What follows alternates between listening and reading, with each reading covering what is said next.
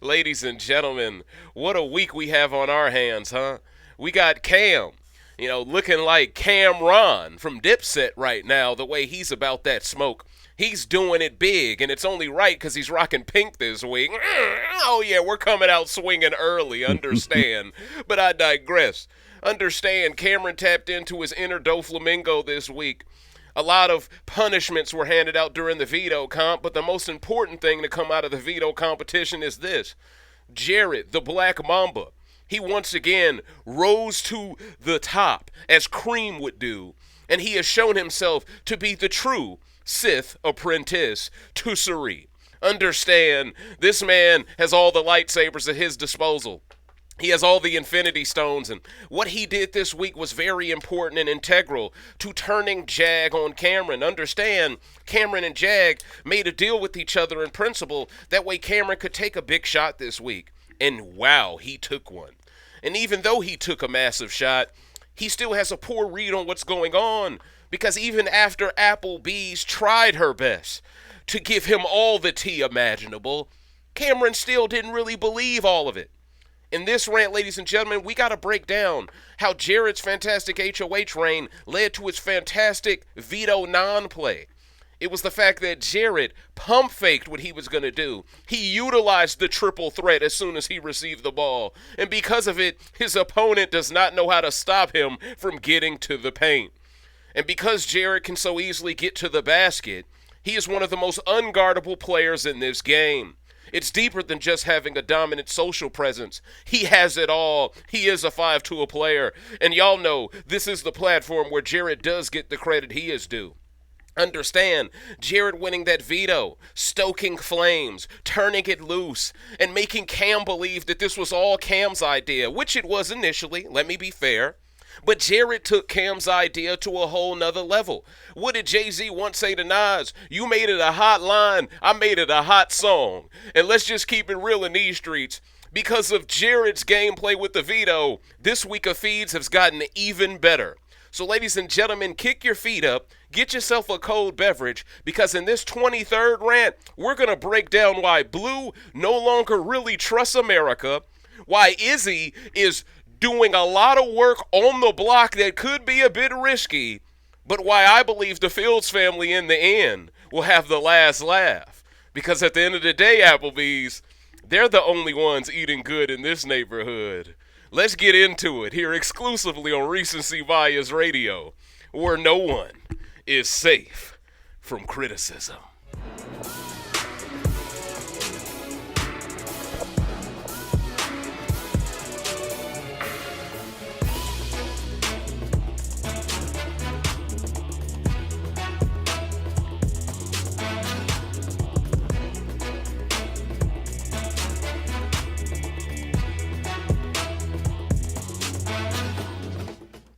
Ladies and gentlemen, I tried my best to get you all to see that Applebee's was one of the biggest cap artists of them all.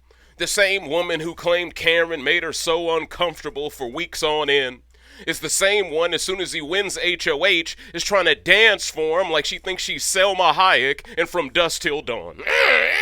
She looks crazy out here in these streets, crazy.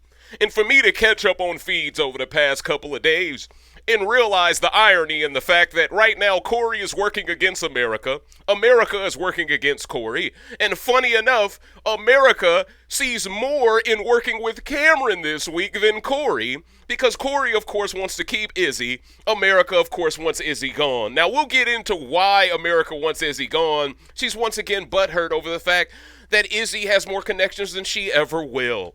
But what else is new? America tends to get jealous of every woman playing better than her, and she only doesn't target women that play worse than her. That's at least my read, but understand, if you all are patrons, you know I dropped a classic called Stone Age Storm. In that rant, I brought up the racial double standards that are going on based around the coverage of Cory juxtaposed to the black players like Suri, Jared, Felicia, Mimi, etc. In that rant, we brought up a lot of things that we don't have to get into in this one because that would be quite redundant. But understand, we're going to piggyback off that, pardon the pun here, because Cameron and Izzy sure know what it means to be on a piggy's back. But Understand here, Jarrett played very well this week. A lot of people will try to get you to think that he played sloppy or he overplayed. These are the same people that love it every time America overplays and plays sloppy, or they love it every time Cameron overplays or plays sloppy. So once again, this is another example of the double standard. They act as if every time Jarrett's in a good position, he doesn't have the right to improve his position. But then every time their favor's in a bad one, they make it seem like they're justified for putting themselves in a worse position by the end of the day. America literally was on the verge of being in such a good position, and then she blew her gasket once again. Now, when Jarrett won the veto, he was very concerned over the idea that Jag may have made a deal with Cameron. The idea that Jag and Cameron could reconcile is too much of a tandem threat. So you have to understand, even though it was partially Cameron's idea for Jarrett to waffle about using the veto a bit to stoke some paranoia in the house, because that's what Cam wanted, Jarrett took that hot line and made it a hot song. He took that to a whole nother level because while placing the blame on Cameron because this is what Cameron wants, Jarrett also implied he's open to ideas too. Now, the thought process behind this was he wanted to make Cory and America uncomfortable because in his mind they haven't had to play the game for 6 weeks, and he's right. I've been saying these things, but people just think I'm hating, but it's the truth. They've been playing Love Island for 2 weeks instead of Big Brother, and people think they should be rewarded for that. Meanwhile, Blue and Jarrett are showcasing the ability to be romantic and still not losing yourself strategically and socially to pursue something else. Right? They're literally the dichotomy of it. And that's what's so funny. Seeing Blue and Jarrett, literally their games improve the closer they get together. And seeing Cory and America's games literally get worse the more closer they get together is hilarious. Cory, I got to be honest with you, bro. This reminds me of the movie Scorpion King. Any of y'all ever seen Scorpion King with The Rock, Dwayne Johnson? Great film, and I'm going to simplify it, and I'm going to get to my point. Please bear with me here, and I hope you all are having a great Tuesday afternoon, but understand, in the Scorpion King, Dwayne "The Rock" Johnson played a guy known as the Arcadian.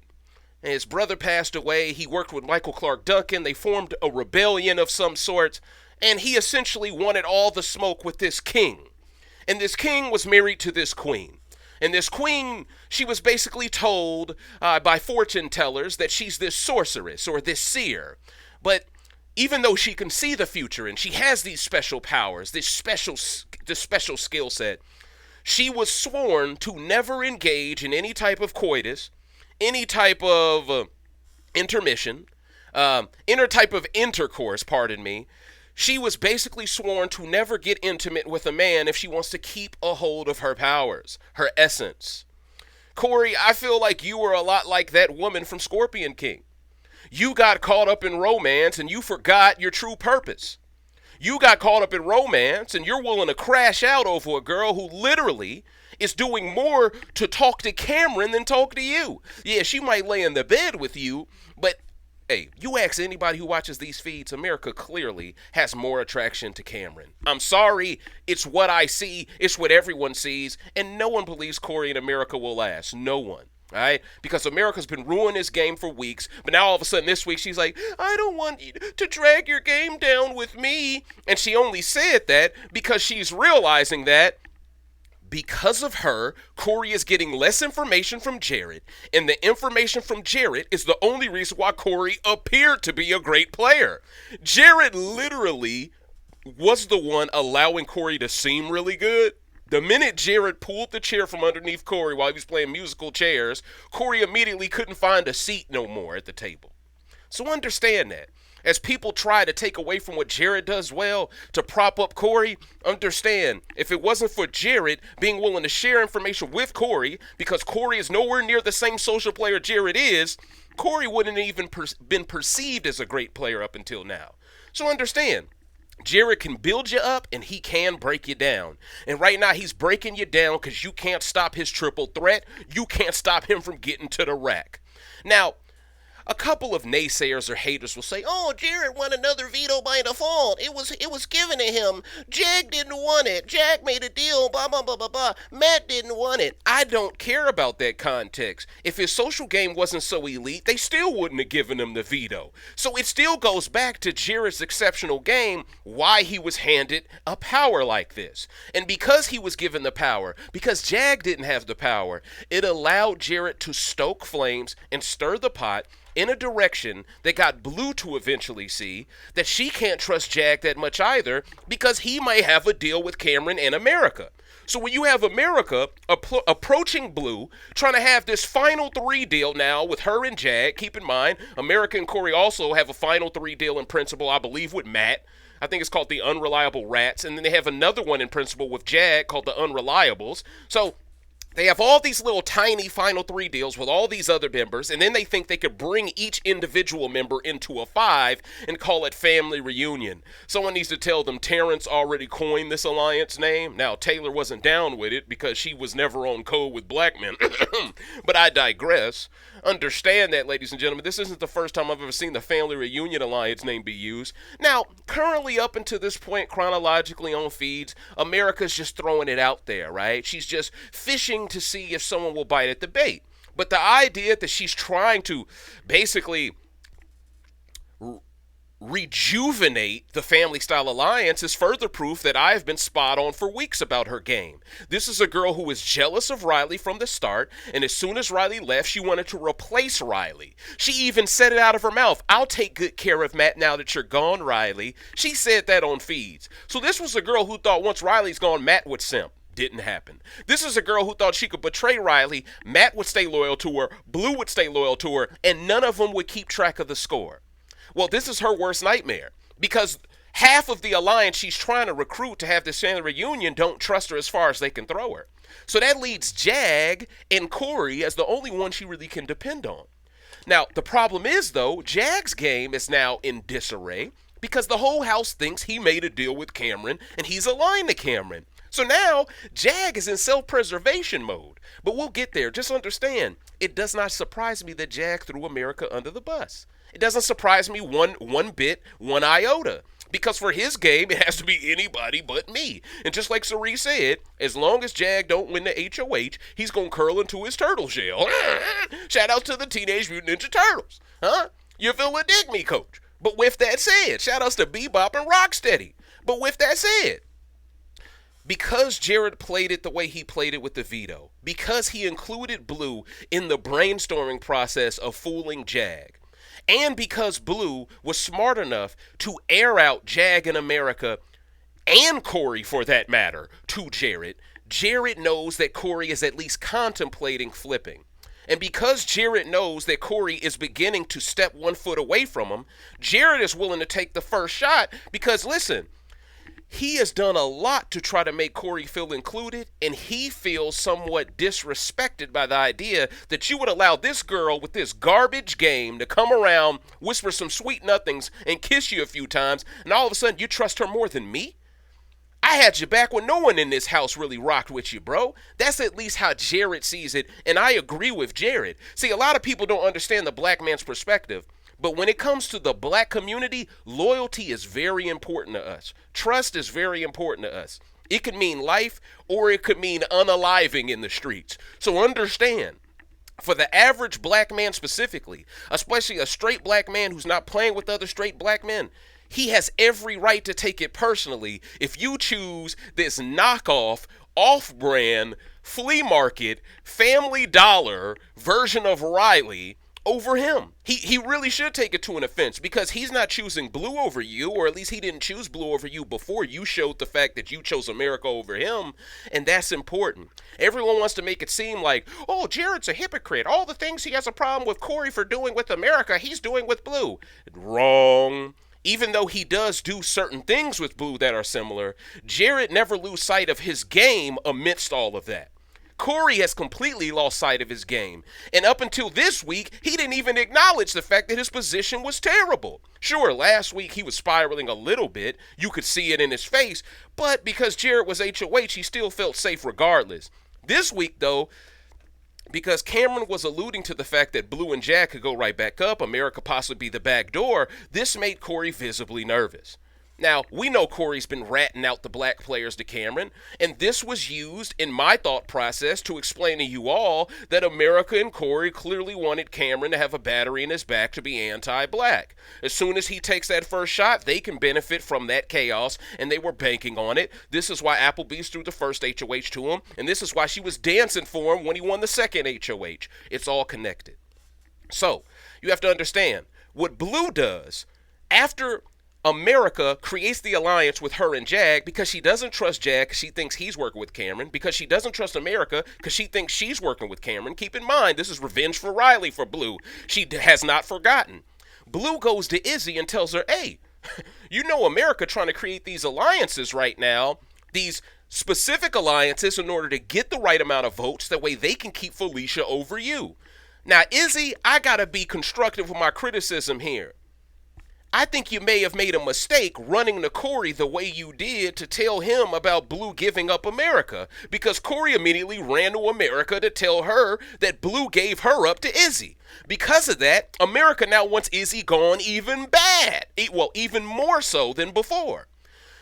Now, the thing is, one could create the argument because Izzy told Cory that before anyone else could tell Cory. Cory has more incentive to keep Izzy because he knows he's in Izzy's inner circle. Therefore, he has no incentive to ever evict Izzy over Felicia. Maybe that move is what saved Izzy this week.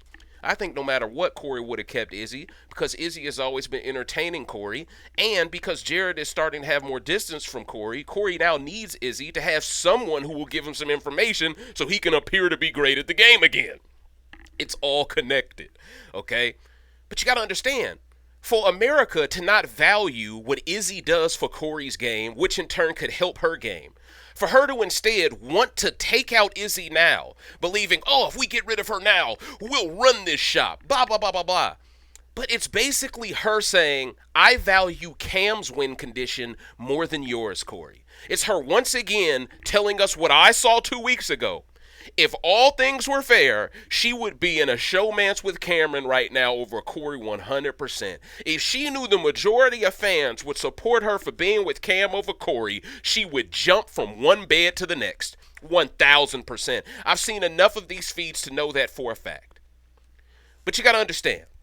So, with Blue giving up Cory and America to Jared, with Blue helping Jared kind of rattle Jag, and with Blue giving up America to Izzy, Blue is staunch getting rid of Felicia now.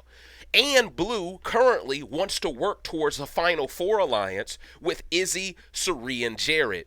This would allow her to replace Cory in their initial, to basically form their new crossroads where Blue just replaces Cory in their late game conditioning.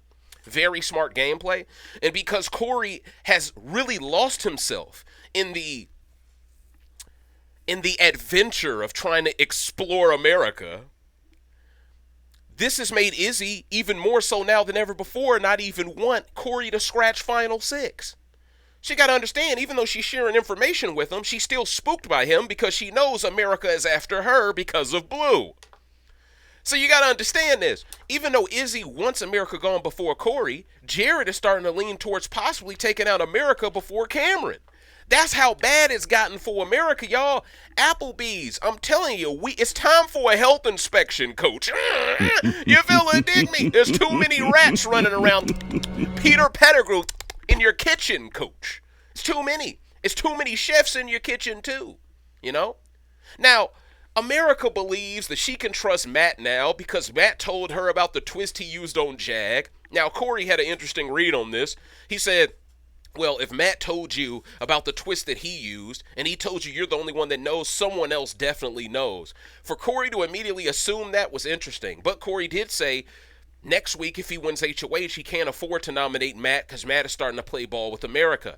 But understand, Cory is trying so hard to bend as much as possible for America, to give her that feeling that she's being heard, to give her that feeling that she does have someone in her corner, because let's be honest, she doesn't have many anymore. But why doesn't she have many anymore? Instead of trying to make her the victim, social media, instead of trying to make her the victim, content creators, why don't you speak on all the mistakes she made that makes her someone that's more trouble than they're worth.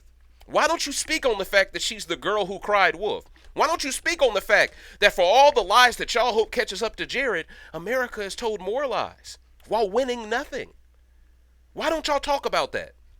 They don't want to talk about these things because deep down in their hearts they know America deserves to be a target because she's played badly and because she has thrown away the opportunity she had in the past of working with Cirie. She's always kind of scoffed at the idea of trusting Jared. And for a while, she don't even realize her game benefited from the fact that Cory was close to Jared. But because of her being close to Cory, now Jared don't rock with Cory the same. Blue don't rock with neither one of them the same. Matt don't rock with neither one of them because of how they did Riley. You know Felicia don't like neither one of them. Cirie no longer trusts Cory in America. I mean, literally, the only ally that you could say America has right now besides Cameron is possibly Bowie, Jane, and Cory. And even then, Cory is constantly throwing her under the bus, so if they get on the block next to each other, she goes home over him.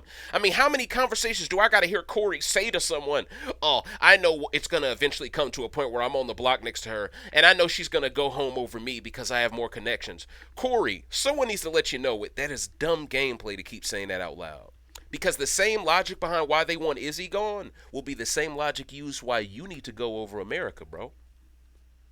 Let's keep it real. If Cory is on the block next to America, isn't it the same dynamic as Izzy next to Felicia? Felicia is seen as someone who is annoying, who is easy to beat in competitions, but she's also not seen as really a mastermind or that good of a social player. That literally is Applebee's entire her entire reputation. She's a player that doesn't win anything. She's a player that's annoying to a lot of house guests. She's a player who talks a lot but never backs it up with anything. And then you have Cory, who's the Izzy in this equation, who if he's on the block next to her, you have to ask questions. Wait a minute. Cory is capable of winning more comps. Cory actually has more connections. Cory is actually capable of doing this and that. And see, this is why Cameron wants Izzy gone so bad. Because in Cameron's mind, not only is Izzy a superior player to Felicia, but also Izzy has connections to Cory. Cameron believes if he gets rid of Izzy this week, Cory will have no incentive to stay loyal to the Jarretts, the Ciries, anybody anymore. Because once Izzy's gone, that side basically crumbles. That's at least the perspective of the Americas and the Camerons of the world. And I can't say their perspective is completely off there. I think their perspective is pretty good. But that brings me to another situation. Another ingenious, now this could just be a lie Jared came up with. We won't know until Wednesday night's episode, but Jared told Blue Kim late at night, this may have been Sunday night, before Veto was even used, I believe. He told her that after the Veto competition, America apparently approached Cirie and told her congratulations because Jared won Veto. Now, you have to understand, let's put it to the side the idea that we already know Applebee's is anti-black based off some of the quotes she has said earlier this week. And this is why black fans want to smoke with Amira Cory stands, but that's to the side. How cocky and how arrogant do you have to be as a player to go up to Cirie and tell her congratulations? Now, whether this is a lie or this is the truth, it doesn't matter because this pushed Blue Kim further from America because this allowed Jared to triangulate the narrative that possibly America was in on the plan that Jag made a deal with Cameron for Veto. Because why else would America go up to Cirie and say congratulations like that? I mean, yeah, we know Jared is close to Cirie, but it shouldn't even be America's business to even say that. What would make her say that? And what would make her think, even if she did say that it would be received the correct way? Now, me personally, I think Jared may have came up with this. But still, even if he did came up with this, it's still smart gameplay because it got Blue to further see Jag and America as possible turncoats. And it further made Blue not want to trust in the family reunion and instead want to trust in Izzy, Cirie, and Jared more. Just like Matt prefers to trust in Izzy, Cirie, and Jared more. Okay? Now, Matt isn't that close to Izzy. He's more so close to Jared and Cirie, but if you're close to those two, you're basically close to Izzy too. And because Felicia has been quite reckless over the past week or so, throwing names out there. I mean, she spoiled the blind side last week that was supposed to happen. She basically spoiled, the situation with Red. And Felicia has done a very good job of trying to throw Cirie under the bus, but because Jared won the veto and because Jared was never going to use it and because he just wanted to pump fake the idea of using it, I'm hearing at the veto ceremony, Felicia said something like, I look at you as a son to me. Use the power of veto on me, Jared. Like she was really trying to tug at his heartstrings. And that would have been the most ironic thing in the world if she says, you're like a son to me, you use veto on her, and then Cameron goes and backdoors Cirie, your actual mom. You feel a dig me, coach. Jared couldn't take that risk, coach. He couldn't. And that's the funny part. A lot of fans wanted Jared to be dumb this week and to use the veto and to believe Cameron that Cameron won't. But see, that's the thing. Cameron already telegraphed he was after Cirie, and that's why Jared wanted the veto so bad. So at the end of the day, Cameron made certain mistakes, which guaranteed Jared would gun for the veto. And even before the veto, Cameron was trying to tell people he didn't want it used, but in all, he kind of did with Cirie on the block, and then he kind of settled for Izzy being the target. That's at least the way I see things. But this is why you take a big shot initially in the week. That way, if veto isn't used, you still have two people you're okay with going home still on the block. So, essentially, now that America knows from Cory that Blue told Izzy, now America begins to spiral because now she knows the family reunion alliance that she tried to build towards no longer will work because Blue no longer is loyal to it. Now, she still believes for whatever reason Matt will be loyal to it, which is funny to me. Even Cameron sees that Matt is more loyal to Jared than he may be to even Cameron at this point of the game. So it's just funny to me how America doesn't see it that way. She has some good reads, but a lot of these reads, once again, are based off what Cory tells her, not based off what people are actually telling her. But she loves to make it seem like people tell her stuff when really they're just telling Cory. She loves to glory hunt and take credit for stuff that she doesn't even do. But that's what her stands do as well. They give her credit for stuff she's not doing. They take away credit from what the black man's doing, etc. So basically, she goes up to Cameron in the HOH room. She throws Jared under the bus for truly being after Cameron. Cameron doesn't really buy it, but she's all for targeting Izzy this week over Felicia. Now, they know Mimi is likely to vote alongside with him along with Bowie Jane, so that's 3 votes there. But those are the only 3 votes I see them getting, Coach. Because if you just look at the numbers, I think Matt and Blue are going to automatically vote with Jared and Cirie, right? So that's 4 votes right then and there to keep Izzy. Then if you just add Cory, who's loyal to Izzy, that's 5 right there. Felicia's gone. So for all the people who are fans of Izzy that are worried, I think Izzy is going to stay. Either by 6-3 vote, by 7-2 vote, by 8-1 vote, or by 9-0 vote. But by the end of this week, I feel a few players are going to realize they're fighting a losing battle. Now, Cameron, he's under the assumption, even after talking to Cirie, he thinks he even convinced Cirie to vote out Izzy. I think Cameron believes because Felicia's black, Cirie's just going to keep her because she's black. This is a nuanced game, Coach. And I know I said at the beginning of the week, if Izzy had to go home for brown sugar babies to stay intact, so be it. But honestly, though, I see Izzy as an amazing shield. I see Izzy as a fantastic player. And now that Izzy is starting to see the light regarding America and Cory, I don't mind her staying over Felicia. Listen. I'm all about the Fields family, Coach. I'm all about the Fields family. Listen. The proud family. You feel it? Dig me, Coach. I'm all about the Fields family. Because at the end of the day, when it's all said and done, I'm all for entertaining feeds. For Izzy to go over Felicia, I don't think that would lead to more drama, more entertainment. Felicia has hinted on feeds to Izzy, in all irony, that she is starting to possibly see that possibly, she didn't really say this, but fans are suggesting, based off of some of her rhetoric, that maybe she may see the resemblance in Jared and Cirie here. So, hey, maybe this might be a blessing in disguise that she goes, because last thing we need is someone that knows the secret, but Jared and Cirie don't know they know the secret. That's worrisome to me. And in theory, Blue knows the secret too. And she has to assume she knows Cirie is the mother because Jared didn't use the veto on Felicia and Blue never asked no questions about it. So at the end of the day, Coach, I think Jarrett telling Blue that secret, on top of Jarrett including Blue in some of the multiverse of madness he had popping off in these streets on the Doctor Strange side of the game, I think it 100% made Blue feel that much closer to her man. Understand, he won an HOH the week after she was on the block for 7 days. She got to go from being in the outhouse to the penthouse, and then he won Veto, which pretty much guaranteed she couldn't be a replacement nom. Sari couldn't be a replacement nom. And by him keeping noms the same and her pushing for a Final Four with Izzy in it, she had all incentive as price of entry to push herself into that Final Four alliance. She had to give up someone. So for her to give up America, fantastic gameplay, Blue Kim. And see, this is the funny part, right? All the America stands can't stand Blue Kim when literally Blue Kim is the player they wish America was. Like, real talk. The way Blue Kim has fought her way from the bottom after Riley left is impressive.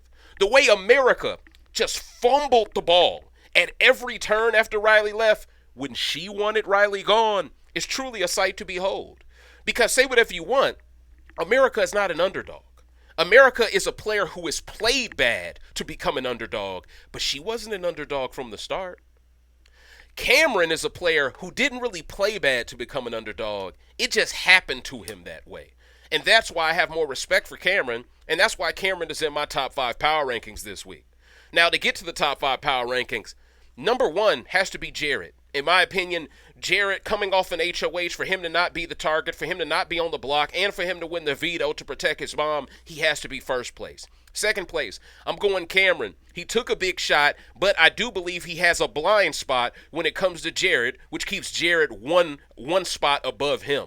Now, third place, I got to go Blue Kim. I think Blue Kim's pivoting this week. I think her realizing that Family Reunion was a sinking ship that would never set sail, coach. I think that was all fantastic gameplay on her part, because America would have sold Blue out just like she sold Riley out. Let's not forget it. So why should Blue ever trust America? Right now, Blue's feeling like she's in the inner circle more than Cory and America is. So why would she work with them when she's been on the block but they haven't? And see, this is another philosophy I wish AmeriCory stands would understand. Matt and Blue, Blue and Jag have touched the block before. Jag multiple times now. Cory and America have been on easy mode and on easy street, never having to touch the block all game so far. Right now, Blue and Jag cannot afford to align with them, because if they align with them, they're going to be the shields for them. That's how they see it. But if they abandon them, throw them under the bus, guess what? Now all of a sudden America and Cory become shields for them. So understand, a lot of people are angry because Blue threw so-and-so under the bus. Why can't anyone hold information? Well, your girl America doesn't hold any information. She rats out everybody. And y'all act like she's iconic for it. The minute someone rats her out, all of a sudden it's not fair game. This is part of the game. Lies are part of the game. Newsflash. But it seems like every time Jarrett lies, people take it they get so offended by it. It's time for people to grow up a bit. Either that or get a job. Get a job. Basically, all right? But what you got to understand is, ladies and gentlemen, feeds have been really good this week. Jag went up to Jarrett, and he told him information about America. So now, things are going to eventually get back to players. Matter of fact, things are going to likely get back to Izzy. Jarrett is likely going to tell Izzy. And that's the thing. Now that they know who is working towards getting rid of Izzy, this just puts Izzy on a bigger warpath when she's HOH. Sure, Izzy prefers the back door of Cameron, but if Cameron wins the veto, Izzy's perfectly fine with getting rid of Jag or America. So right now, the way things look, Jag and America seem to be the noms next week in order to backdoor someone like Cameron. Seems like that's Izzy's pick. Seems like that's Jarrett's pick. Seems like that's probably,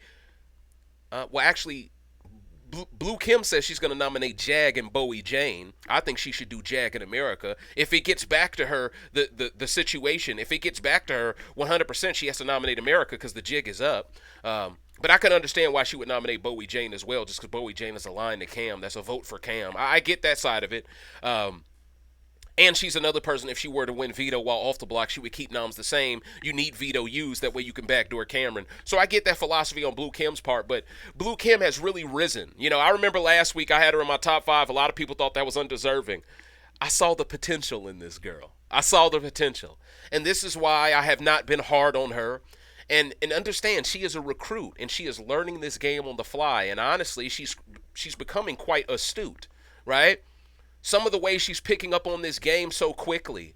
It reminds me of Paul Beta-Hamey in BB18, if I'm being honest. How he came in kind of a fish out of water, didn't understand the game, had to go through his growing pains, and eventually he found his footing and he started cooking.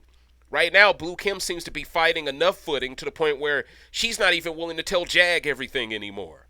She's not even willing to tell Matt everything anymore. And she truly is being loyal to her man in ways America never would be loyal to Cory. And I think this is truly what makes people so angry. The idea that Jarrett, from week to week, his game gets better, despite all the narratives that is getting worse. Meanwhile, all the narratives about Cory and America